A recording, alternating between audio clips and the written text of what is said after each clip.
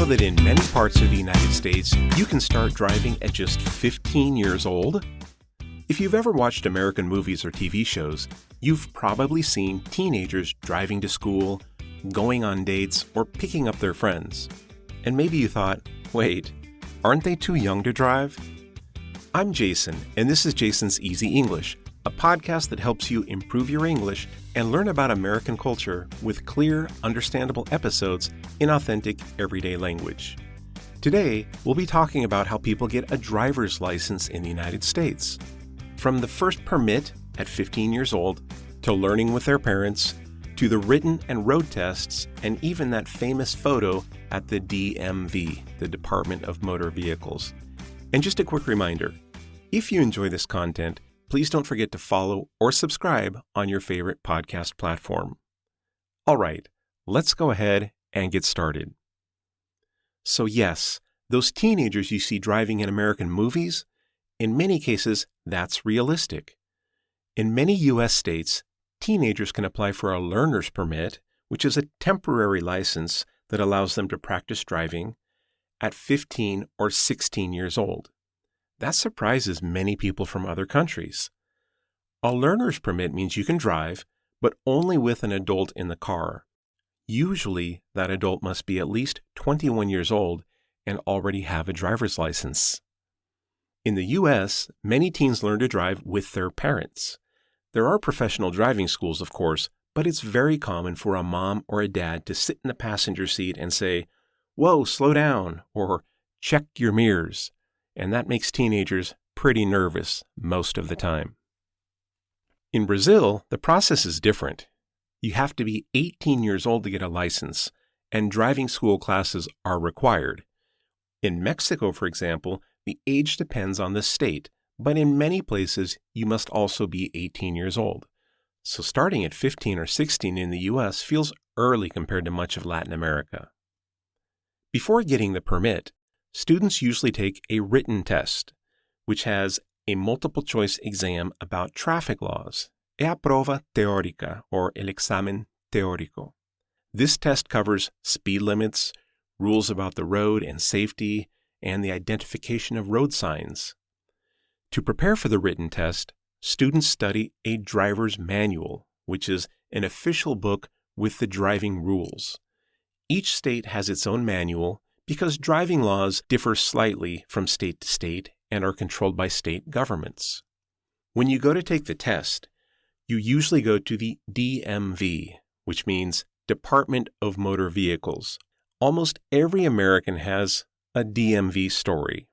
The DMV is famous for long lines, bureaucracy, and waiting. It's not usually a fun place, but it is an important one. After passing the written test, you must also take a vision test, right? An exam to check how well you see, teste de visão, examen de vista. You read letters on a screen or a wall. If you need glasses, your license will say that you must wear the glasses while driving. Once you have your learner's permit, you must complete a certain number of practice hours. In most states, teens must complete 40 to 50 hours of driving, including some at night.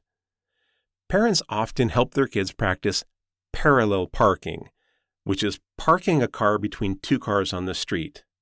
In Portuguese, baliza, or in Spanish, estacionamiento en paralelo. This is one of the most stressful parts of learning to drive. Many people remember failing their first attempt at parallel parking. After months of practice, it's time for the road test. That's a practical driving exam with an official examiner, a prova prática, or el examen práctico.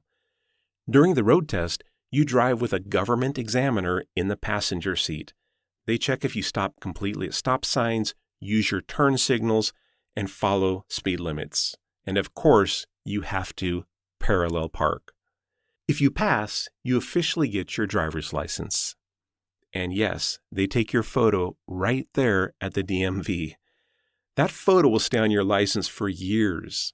Many Americans joke that their driver's license photo is their worst photo ever. You don't usually get a second chance. They just say, "Okay, smile," and click. Another cultural detail. In many parts of the U.S., having a driver's license is very important for independence. Public transportation is limited in many cities, especially smaller towns and suburban areas.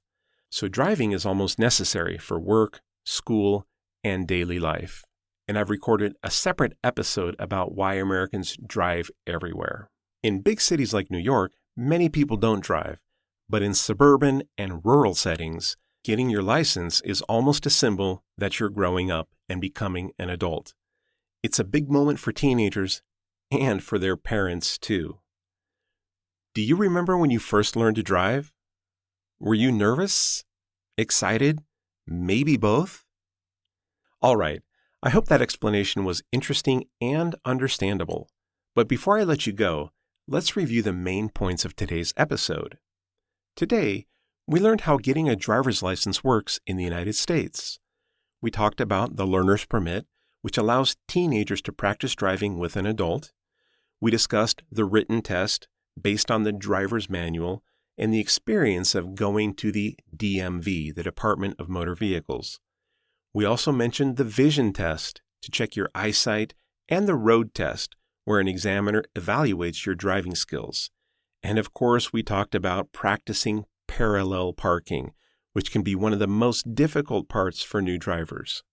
Culturally, we saw that Americans often start driving at 15 or 16, which is earlier than in Brazil and many parts of Mexico, where 18 years old is more common.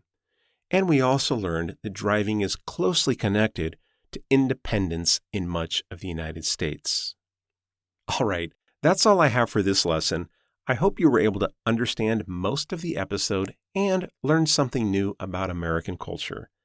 Be sure to follow or subscribe to my podcast, and please share Jason's Easy English with your friends who are also learning English. Thanks again for listening, and I'll see you at the next episode.